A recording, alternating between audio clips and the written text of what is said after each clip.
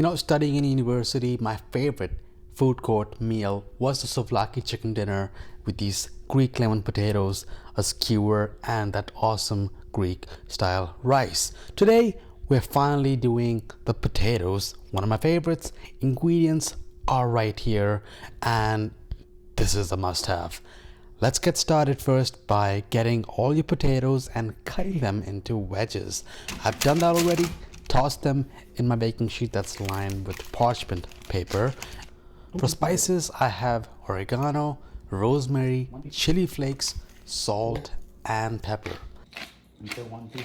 Then dump in some olive oil. That's really gonna help give it all that good flavor and will help to kind of give it some color. And then you're gonna juice in one large lemon and then fill that up with broth. I'm using veg broth to make it completely veg, but this is gonna be even tastier with chicken broth.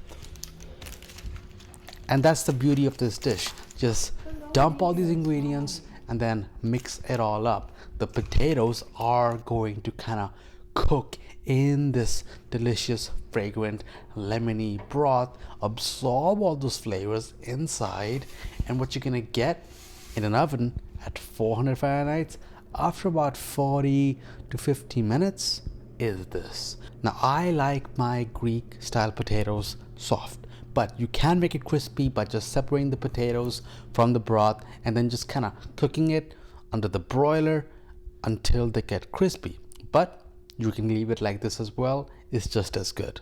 If you want more Greek potato goodness, then check out my Greek feta fries and subscribe to the channel if you want more awesome dishes with potato. And a special thanks to my channel members, Andrew's Simple Cooking and Kathy Lee.